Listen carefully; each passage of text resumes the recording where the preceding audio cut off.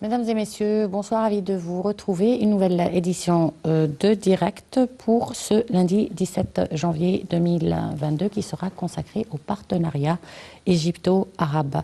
Durant le sommet, le Forum international de la jeunesse à Sharm el-Sheikh, le président Abdel Fattah al-Sisi a eu l'occasion d'avoir des discussions avec plusieurs dirigeants arabes.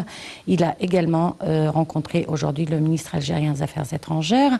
Beaucoup de mouvements sur la scène égypto-arabe dont nous allons parler aujourd'hui avec M. Amr al-Zohiri, journaliste. Nous sommes ravis de vous avoir avec nous. Merci. Alors, comment qualifiez-vous d'abord l'état ou la qualité des relations égypto-arabes aujourd'hui? En fait, les relations égypto-arabes s'inscrivent dans un lent processus qui dépend des moments de décolonisation de ces États et la création du mouvement de panarabisme et les présidents Nasser et ce qui est un des parrains idéologiques du président Al-Sisi aujourd'hui, si j'ai bien compris. Donc le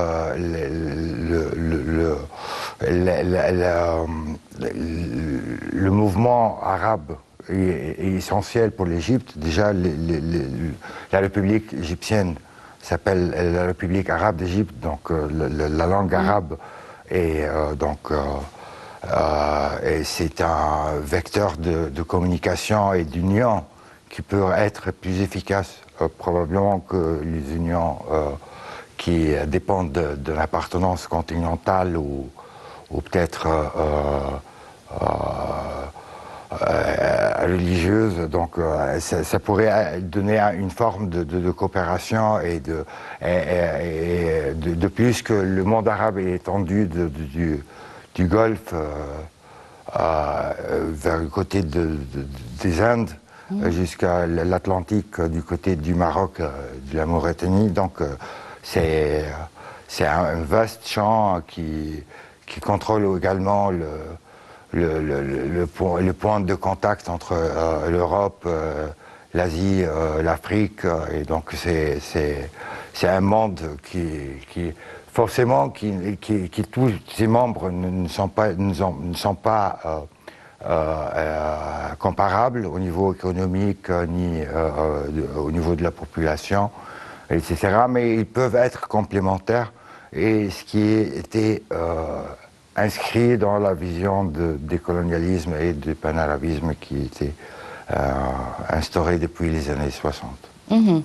Mais la politique étrangère égyptienne, on a l'impression que depuis quelques années, elle s'intéresse non seulement au monde arabe, elle s'intéresse à l'Afrique, elle s'intéresse à l'Asie, elle s'intéresse à l'Europe, bien entendu.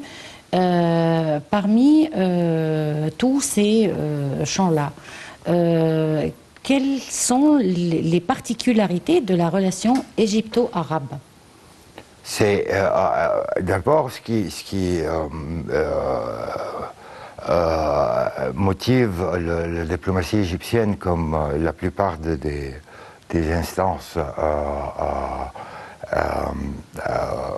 gouvernementales égyptiennes, c'est la question du réchauffement climatique et ce qui pourrait devenir la planète. C'est le combat universel qui doit être affronté par l'ensemble de l'humanité. Donc ce qui est bien, ou ce qui était bien au niveau du forum du Sharm el-Sheikh qui était organisé pour la jeunesse du monde entier, c'était comme une avant-première de ce qui pourrait être à la fin de cette année, dans l'accueil, exactement, de l'accueil du COP27 à Sharm el-Sheikh, donc avec une fourchette plus large de participation, notamment des populations indigènes du monde entier. Probablement, il n'y aurait pas de problème d'accueil ni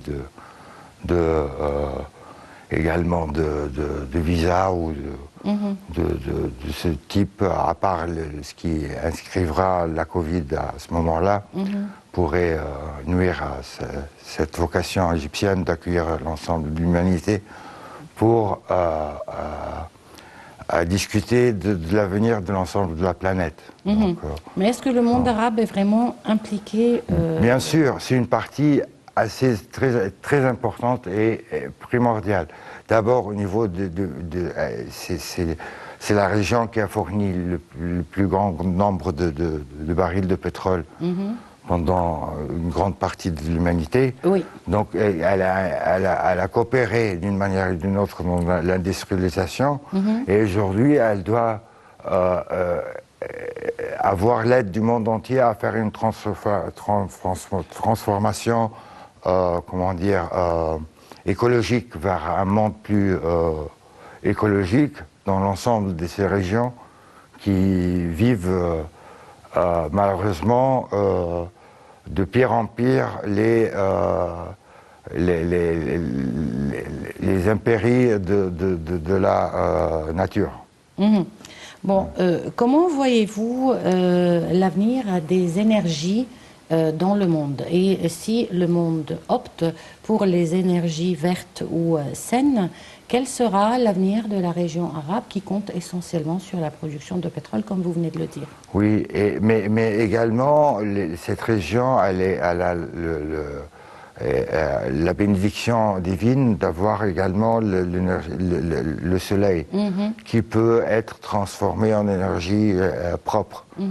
Donc, qui peut remplacer cela et qui peut ajouter une partie assez importante au niveau de l'énergie fournie à la population mondiale. Donc ça pourrait être un vecteur d'avancement et de développement dans l'avenir et une transition assez intelligente pour aider ces régions à améliorer la température et également échapper à l'industrialisation comme vocation sine qua non pour le développement des sociétés. Bon, pour revenir au partenariat égypto-arabe et au forum de la jeunesse, pendant le forum, justement, le président Abdel Fattah al-Sisi a discuté avec son homologue palestinien, M. Mahmoud Abbas, des efforts pour faire avancer le processus de paix arabo-palestinien. Ils ont pris certaines décisions dont nous allons parler tout à l'heure, mais après ce reportage.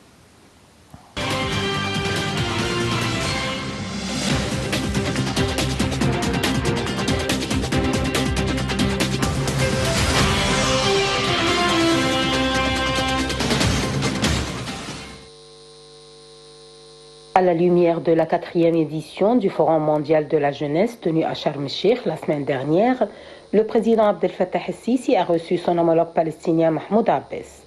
Abbas était accompagné de ses deux principaux conseillers, Hussein el-Sheikh, responsable des relations avec Israël, et du chef des renseignements palestiniens Majed Farraj. Au cours de la réunion avec M. Abbas, le président el-Sisi a souligné la fermeté de la position égyptienne soutenant la cause palestinienne et son règlement d'une manière juste et globale, conformément aux références de la légitimité internationale, ainsi que le souci de l'Égypte de soutenir l'action diplomatique palestinienne actuelle au niveau international et régional afin de trouver le processus politique qui permet la reprise des négociations de paix. Le président palestinien a de son côté exprimé son appréciation et sa gratitude pour les efforts sincères de l'Égypte, dirigés par le président el-Sisi, visant à soutenir la cause palestinienne afin de permettre au peuple palestinien de faire face aux défis auxquels la cause palestinienne est confrontée.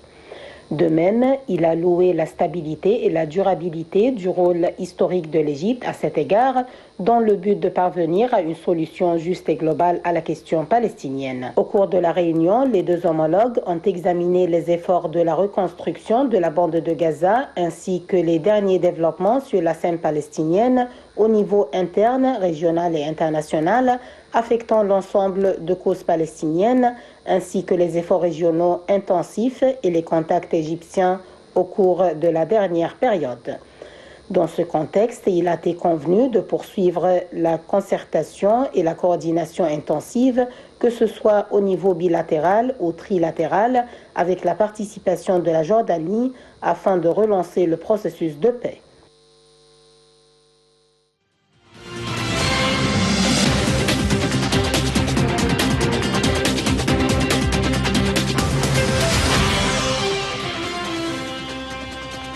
où en est-on d'abord, je dirais pas avec le processus de paix, mais je dirais avec la situation sur le terrain à Gaza? À Gaza, déjà, l'Égypte elle a démontré comment dire, une solidarité assez significative au peuple palestinien, donc au président Abbas, et cela a amené donc des travaux en cours et des projets en cours qui devraient avoir un chiffre considérable au niveau du coût. D'un autre côté, au niveau politique, l'Égypte participe régulièrement dans les négociations entre côté palestinien et côté israélien. D'un côté, ce qui a pourrait même récemment aider dans la libération de plusieurs personnalités palestiniennes qui étaient dans les prisons israéliennes. Et d'un autre côté, au niveau des négociations interpalestiniennes, l'Égypte essaie d'être déjà à l'écoute de l'ensemble des parties palestiniennes et participe de son côté au maximum pour être utile à pousser en avant la cause palestinienne pour atteindre le but ultime d'avoir une solution définitive à ce conflit avec le côté israélien. Mais est-ce qu'on peut parler de reconstruction de Gaza alors que le processus de paix n'est pas encore tranché? C'est une question très importante. Oui, sans doute, le processus de paix devra être déjà pris en considération du côté et au niveau du colon israélien. De l'autre côté, avoir une zone tampon ou au moins arrêter les agressions pour le côté palestinien ou les provocations qui ramènent toujours un état d'instabilité dans les terres saintes. Donc cela n'est pas dans l'intérêt du but ultime du processus de paix, soit de l'ensemble même de l'ensemble des idéologues palestiniens, soit à partir d'une solution de deux États ou un seul État, cela dépendrait surtout de la volonté d'avoir la paix des deux côtés. Je pense du côté palestinien, les années qui ont passé, et génération après génération, c'est le prix qu'ils ont payé mérite même d'un endommagement du côté israélien. Et tout cela devrait être endommagé et il ne faut pas continuer à l'avoir en continu parce que c'est un processus d'apartheid, de colonie moderne, un peu même à l'instar des réserves. Donc les camps palestiniens, c'est comme les réserves, comment on dit, données aux tribus amérindiennes aux États-Unis. Donc, et aujourd'hui, l'idéologie américaine même dans la guerre, pour mener la guerre en Afghanistan ou en Irak, a démontré une faiblesse assez importante. Donc, elle ne pourrait pas être maintenue pour des années, parce qu'après 20 ans d'existence en Afghanistan, le résultat est très faible pour le coût humain qui était payé. Bon, et quel est le rôle de la Jordanie dans le processus de paix actuellement? La Jordanie, elle est très importante parce qu'à la base, avant le 67, et dans le refus d'avoir un État palestinien incomplet à partir d'un plan de partage, ce qui a ralenti le processus d'avoir un État palestinien. Les endroits saints et toute Jérusalem et ses alentours ont été sous la direction jordanienne. Donc la présence jordanienne dans du côté de la Cisjordanie, elle est très importante. C'est presque équivalent à l'importance égyptienne du niveau de Gaza. Et où va-t-on actuellement avec le processus de paix? Dans quelle direction? Dans la direction de ce qui amènera le processus de négociation qui est mené et ramené depuis des années, qui continue, qui devrait être continu depuis l'avancement qui a été fait pour une certaine autorité palestinienne et les accords de Gaza et Jéricho. D'abord, etc. Et c'était la fin de tout ce qui était, pourrait être considéré comme une avance pour dans le sens d'un État palestinien ou d'une autonomie ou un droit à l'autonomie au peuple palestinien. Bon, et quels sont les principaux obstacles qui font face au processus de paix? Pourquoi depuis des années on n'arrive pas à le conclure? Parce que d'un côté, c'est devenu le territoire palestinien, il est devenu asymétrique, et d'un côté, c'était envahi par les colonies illégales israéliennes. Donc cela demande du courage qui permettra d'un échange de territoire et les colonies, qu'elles soient évacuées des colons et qu'elles soient données aux Palestiniens en échange de territoire, et qui pourrait être donné de notre côté sur le vaste territoire qui pourrait mais en attendant, et repartagé selon même 48 oui, mais en attendant, les colonies, elles sont en train de s'étendre. De s'étendre, c'est vrai. C'est-à-dire la taille des colonies il y a 20 ans, c'est pas la même taille que les colonies aujourd'hui. Oui, mais aujourd'hui, même complique. il y a une grande actrice hollywoodienne qui était, par exemple, accusée de malintention, d'antisémitisme sur sur les fonds de son soutien à la cause palestinienne. Donc cette intimidation continue. Mais d'un autre côté, il y a par exemple la campagne du boycott pour ce qui est produit dans les colonies palestiniennes, donc israéliennes en Palestine, de boycotter ces productions, soit industrielles ou n'importe de quel type, et continue. Oui, mais est-ce que ça a un poids?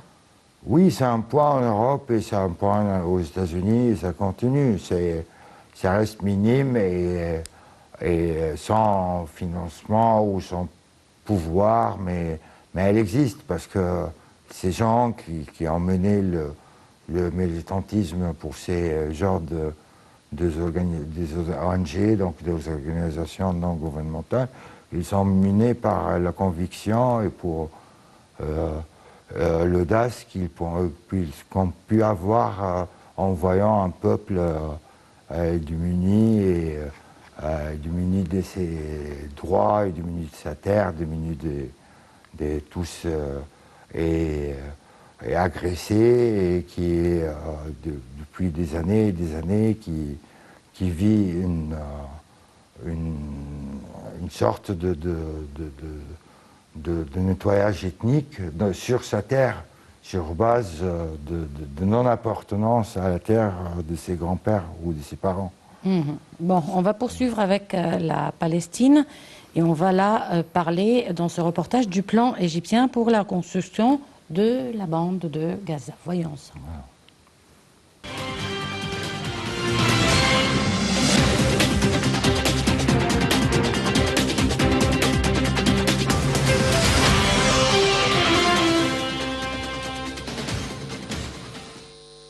La reconstruction de la bande de Gaza nécessite bien plus de 500 millions de dollars, a indiqué le président Abdel Fattah el-Sisi lors d'un panel de la conférence du Forum mondial de la jeunesse, faisant référence à la somme promise par l'Égypte pour la réhabilitation du territoire palestinien au lendemain de l'opération Gardien du Mur lancée par l'armée israélienne contre le Hamas.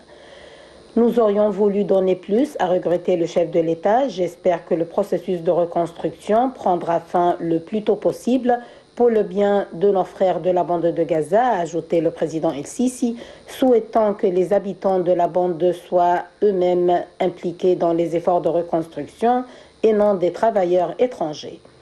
Le président El-Sisi a par ailleurs appelé les pays donateurs à fournir également une aide financière à l'Office de secours et de travail des Nations Unies pour les réfugiés de Palestine, l'UNRWA, afin qu'il puisse remplir ses obligations envers la bande de Gaza. Notre rôle dans l'effort de reconstruction continuera et nous exhortons les donateurs à ne jamais abandonner l'UNRWA, a déclaré le chef de l'État. Le mois dernier, le Comité national égyptien pour la reconstruction de la bande de Gaza a lancé la deuxième phase de reconstruction des bâtiments détruits dans les territoires côtiers, qui comprend l'établissement de 2 ponts et la mise en œuvre de 6 projets dans des zones résidentielles.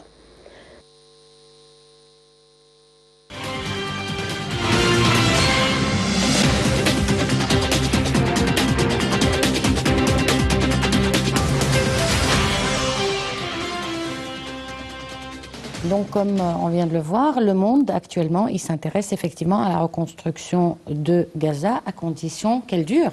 Oui, oui, et qu'elle soit définitive, sans une réescalade. Oui. Mais comment et peut-on malheureusement, et avec ce qu'ils ont pu avoir, même les fractions palestiniennes en Gaza, ça n'empêche pas un contrôle. Et le contrôle pour les petits groupes palestiniens est très difficile. Donc, et cela engendre une riposte israélienne et ça continue malheureusement. Donc il faut avoir un accord définitif de cesser le feu et d'un statut réglé entre les deux côtés. Ben justement, quelle est la situation actuelle entre les différentes factions à Gaza? Oui, il y a toujours l'islamisme qui détient une certaine existence et le côté de l'existence de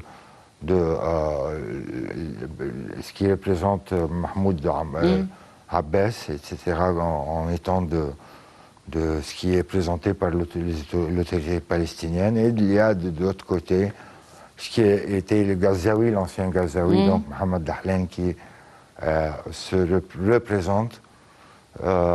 Il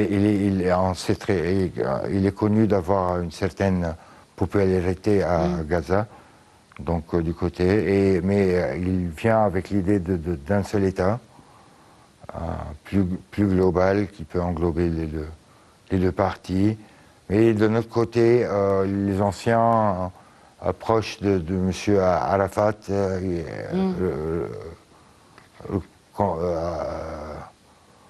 conteste de notre côté l'hégémonie de M. Abbas qui dure depuis donc, la disparition de M. Arafat. Donc, du côté palestinien, il n'y a pas l'unanimité. Donc, ce qui est tout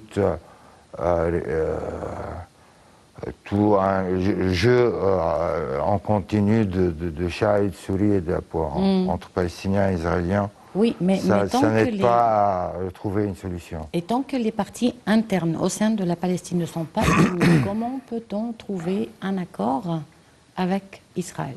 C'est que du côté israélien, l'offre présentée devrait être acceptée et qui se sollicitera l'intérêt des deux côtés palestiniens. Pour toutes les factions palestiniennes, ce serait quelque chose de irréfusable. Et c'est quoi l'offre présentée? Aucune idée, parce que du côté israélien, il y a toujours cet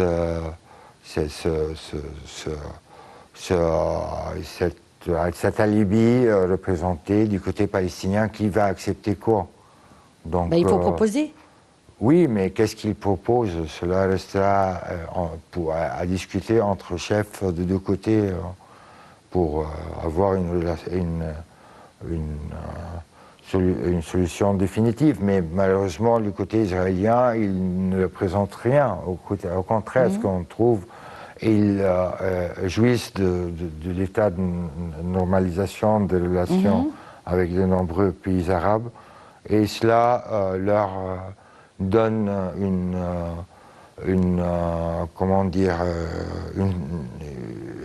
un sentiment de suprématie sur la situation qui les empêche à donner une offre valeureuse et acceptable dans ce dossier, dans le dossier de la paix en général.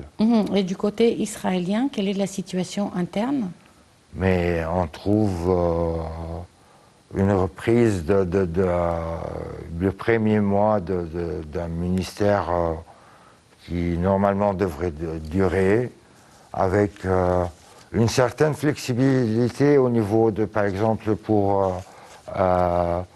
libérer quelques prisonniers, mais d'un autre côté, du côté israélien, toujours joue la carte de la démocratie, donc il fait un durcissement dans d'autres dossiers en mettant en avant toujours le prétexte qu'il y a une sorte de décentralisation de la décision en Israël, etc. Donc c'est l'antithèse de la démocratie, ce qu'il ne faut pas. C'est la bureaucratie donnée sous forme de la démocratie. Et ainsi de suite, parce que le nombre de prisonniers palestiniens dans les prisons israéliennes, il continue à augmenter.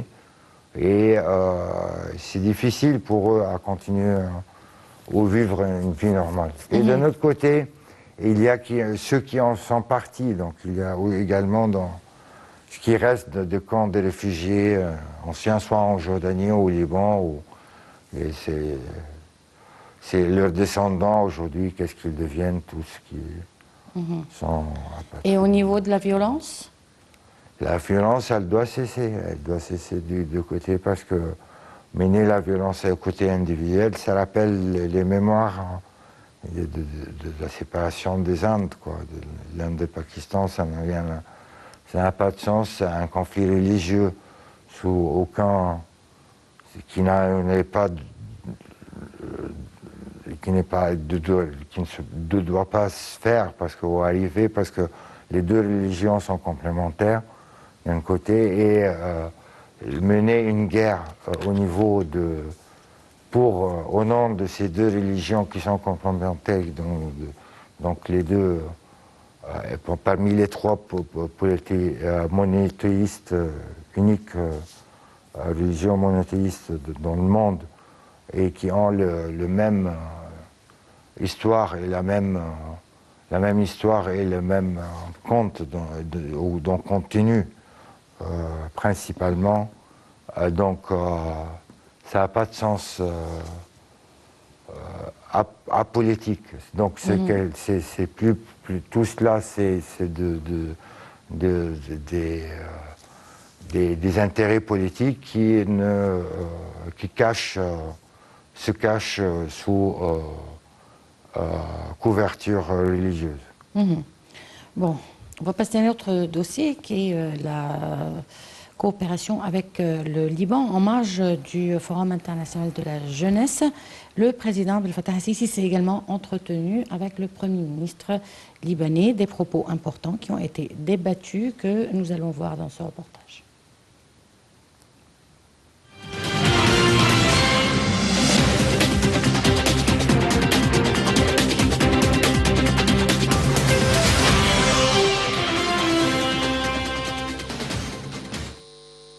Le président Abdel Fattah el-Sisi a accueilli le Premier ministre libanais Naguib Mikati en tant qu'un cher invité en Égypte, soulignant sa fierté de la confidentialité et des profondes relations entre l'Égypte et le Liban. Le président el-Sisi a exprimé son plein soutien afin de réussir à gérer le travail du gouvernement libanais d'une manière qui répond aux aspirations du peuple libanais et aider à mener les réformes nécessaires pour surmonter la phase délicate et critique actuelle au Liban. Le Premier ministre libanais a pour sa part apprécié les relations fraternelles distinguées entre les deux pays frères, exprimant l'appréciation de son pays pour l'Égypte en tant que pilier principal à soutenir et maintenir la stabilité au Liban et dans toute la région arabe. M. Mikati a salué à cet égard l'expérience égyptienne inspirante qui renforce les priorités du succès développemental, étant un modèle à suivre dans les pays de la région. La réunion entre le président El-Sisi et le Premier ministre libanais Naguib Mikati a porté également sur les moyens d'améliorer les cadres de coopération entre les deux pays, y compris la possibilité de bénéficier de l'expérience égyptienne dans certains domaines, tels que les projets d'électricité, d'infrastructures et d'énergie.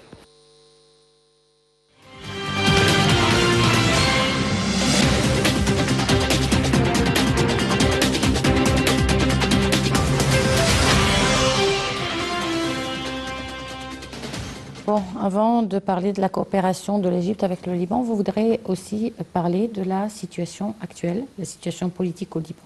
Au Liban? Oui, bien sûr. Au Liban, malheureusement, depuis l'accident catastrophique qui est passé, l'explosion qui a eu lieu au port de Beyrouth a causé une sorte comment dire,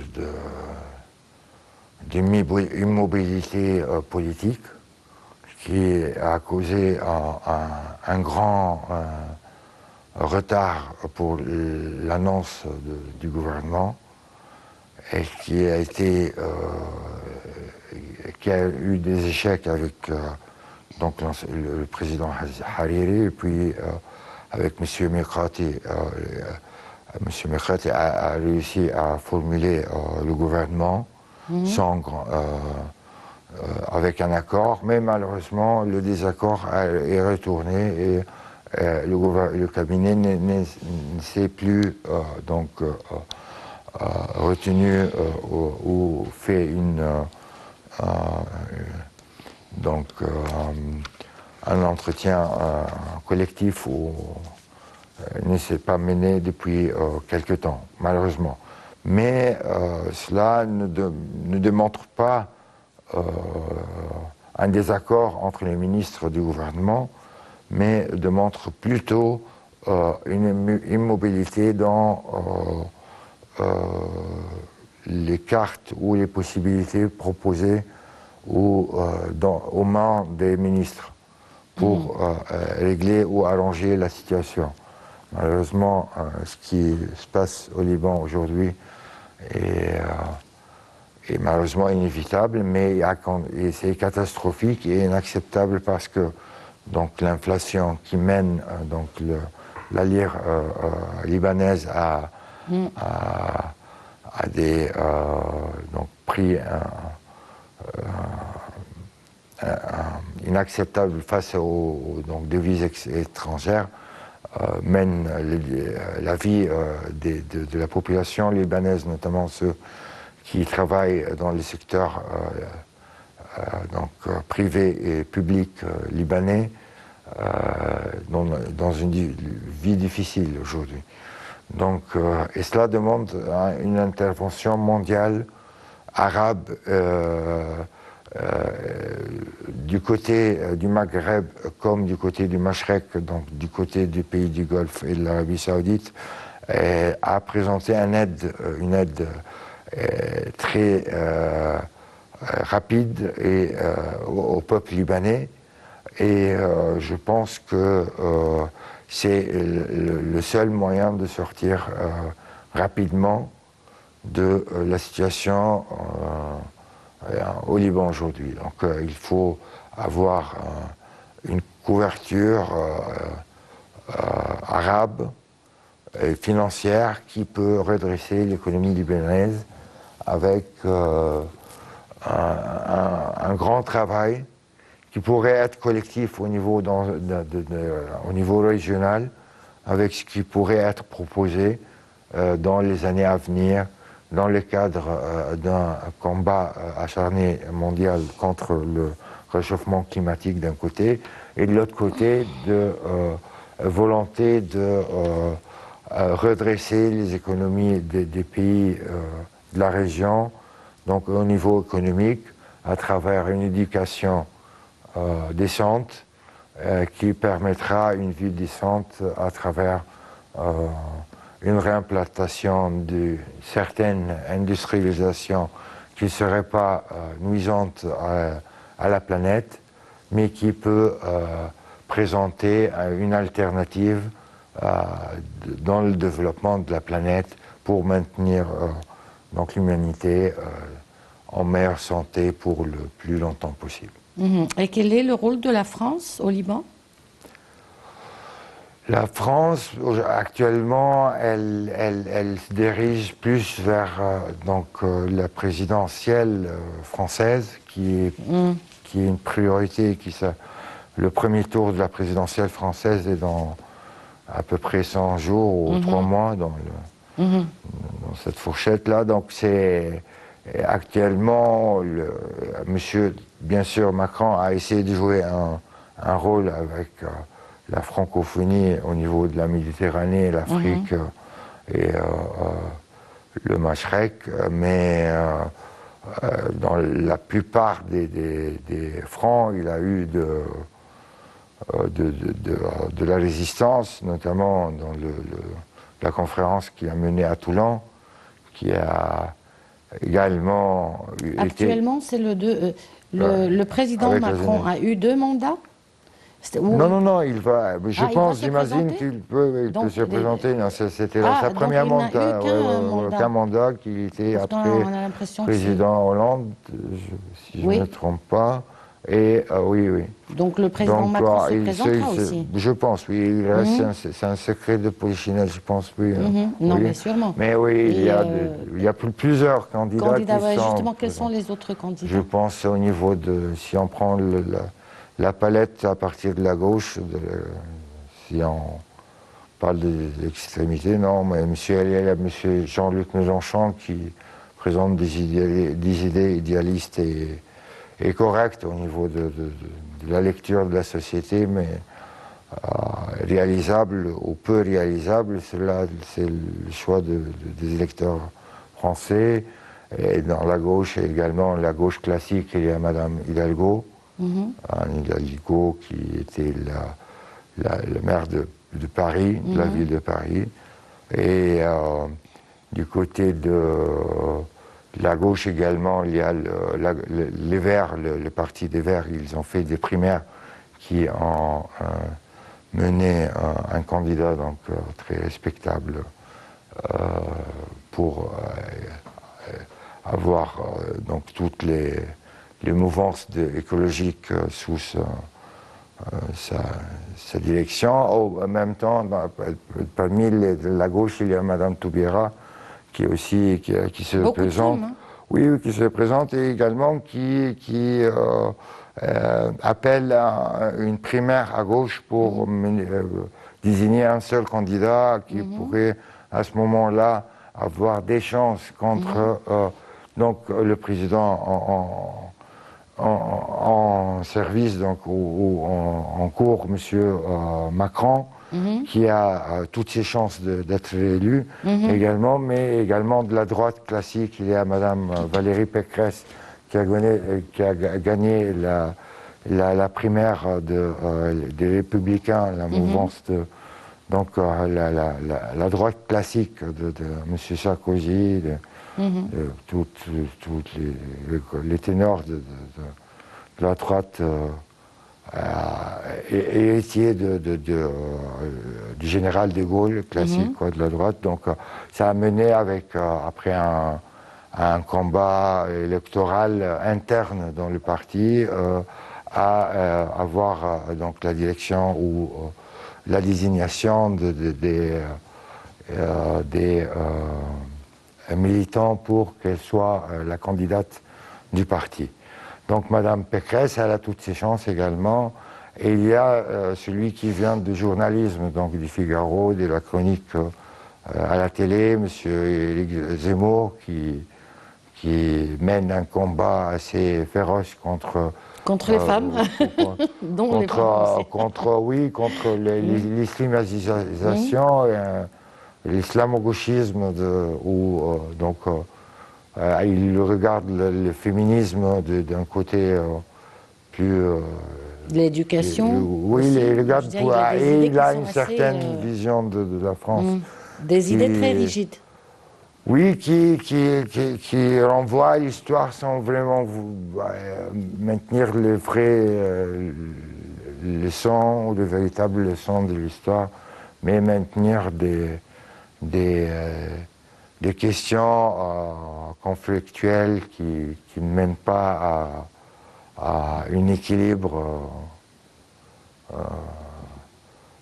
psychologique ou sociologique entre les cultures et les civilisations. Et la France, elle tend vers quoi actuellement? Et la palette, elle continue, parce qu'il y a d'autres candidats qui sont aussi mais très importants. Parce qu'il y a également Marine Le Pen, Madame Le Pen qui se représente, je pense. Et qui a beaucoup d'expérience d'ailleurs. Qui a été au deuxième tour dans une élection précédente. Les candidats n'arrêtent pas à se présenter. Il y a toujours les candidats, mais démocratiquement parlant, le seul obstacle qu'ils ont, tous ces volontaires pour diriger la République française, c'est accueillir les signatures nécessaires parmi les élus locaux et régionaux et nationaux. Je pense que les élus français, il doit avoir, chaque candidat doit avoir la signature de 500 élus, et ainsi il peut être candidat pour... parlementaire? Oui, je pense parlementaire pour être candidat pour les élections présidentielles. Pour valider sa candidature. Sa candidature. Après, il y aurait un deuxième tour entre les deux, si aucun candidat a la majorité absolue, donc 50% plus 1, plus une voix, il y aurait un deuxième tour entre les deux premiers qui ont eu le meilleur score parmi tous les candidats représentés aux élections. Et quelles sont les priorités des Français actuellement? C'est l'économie, l'environnement, la santé? C'est l'ensemble de tout à la fois. C'est tout à la fois parce que il y a eu d'un certain côté une précipitation pour résoudre la solution, pour trouver une solution à la Covid. Donc les mesures, elles étaient très rigoureuses et c'était leur droit et leur choix. Mais après, au moment où les choses malheureusement s'empirent avec une contamination assez plus numériquement plus large, on arrive avec des équipes épuisé et avec difficulté à prendre tout le monde en charge, etc. Le président Macron, il a fait beaucoup de changements, même positifs au niveau de son combat contre la Covid et les solutions proposées aux Français, mais il reste toujours des problèmes. Il reste le problème du chômage, de la migration, également de maintien artificiel des compagnies françaises. Par exemple, Air France KLM, elle était boostée par un chèque de 7 milliards d'euros. Mais ça, c'est le cas du monde entier, je veux dire. Oui, bien sûr, bien sûr. Mais c'est pour être réélu que cette solution a été faite et ça pourrait continuer dans l'avenir s'il n'y a pas une solution assez proche pour la Covid et pour la situation sanitaire dans le monde entier qui malheureusement affecte le tourisme dans l'ensemble Oui, les Mais trois le tourisme a des commencé quand même à bien continents. reprendre en Égypte. Le Oui, tourisme. oui, mais la Covid reste un obstacle et qui reste quelque chose, une action ou un phénomène qui ralentit l'élan du tourisme. Par exemple, si 40% étaient Surtout pour les compagnies visés, aériennes. oui, ils sont également. Oui, Pour les compagnies aériennes, c'est catastrophique. Ce qui atteint de l'objectif, il est malheureusement minimisé à cause de la pandémie. Malheureusement, c'est un fait que peut pas être négligé. S'il n'y avait pas la Covid, sans doute, l'élan touristique en Égypte, qui est également, grâce à la Covid, a été ralenti dans un sens qui a été plus pensé, plus préparé pour être à l'accueil des touristes des prochaines saisons d'après Covid. L'élan reste bloqué par la Covid. On va terminer par notre dernier volet, qui est la coopération avec l'Algérie. Le président Abdel Fattah el-Sisi a affirmé que l'Égypte tient à renforcer tous les aspects de coopération avec l'Algérie. Lors de son entretien avec le chef de la diplomatie algérienne aujourd'hui, le président el-Sisi a souligné la nécessité d'optimiser les comités conjoints pour renforcer les relations bilatérales et assurer de nouveaux aspects de coopération entre les deux pays. Quel genre de coopération l'Égypte pourrait-elle avoir avec l'Algérie? L'Égypte, depuis l'indépendance de l'Algérie, elle se considère comme l'État frère et indispensable pour l'Algérie, et de notre côté, l'Algérie est indispensable pour l'Égypte, pour le sentiment de panarabisme et de l'existence à l'Afrique en tant que nation arabe, avec un échange assez historique au niveau de la participation de l'Égypte dans l'indépendance de l'Algérie, également même au niveau de l'hymne national algérien, elle est composée par un des meilleurs compositeurs égyptiens de l'histoire et de la musique arabe égyptienne. Donc, et cela continue depuis, et la coopération, elle continue au niveau également pour combattre des deux côtés l'immigration illégale pour l'autre côté de la Méditerranée, et d'un autre côté également pour combattre les factions et les groupes islamistes et terroristes qui se présentent au Mali, au niveau du désert de ce côté. Donc il y a toujours également un certain œil au niveau de l'accélération du processus de l'élection en Libye, et donc désiré par les deux pays. Donc, et cela reste un sujet important à être discuté tout le temps, jusqu'à ce que ces élections libyennes se passent réellement sur le terrain. Monsieur Amr El-Zoheri, c'était un plaisir de vous avoir avec nous aujourd'hui. C'était également un plaisir de vous avoir avec nous, bien entendu, et on vous laisse avec les activités du président pendant la semaine écoulée. Au revoir.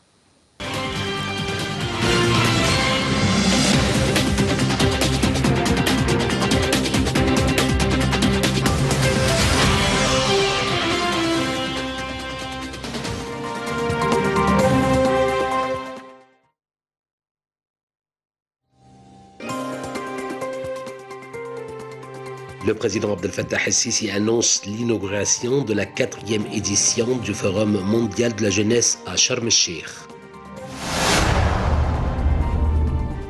Le président de la République s'entretient avec le Premier ministre libanais M. Naguib Mikati en marge de la 4e édition du Forum mondial de la jeunesse à Sharm el-Sheikh.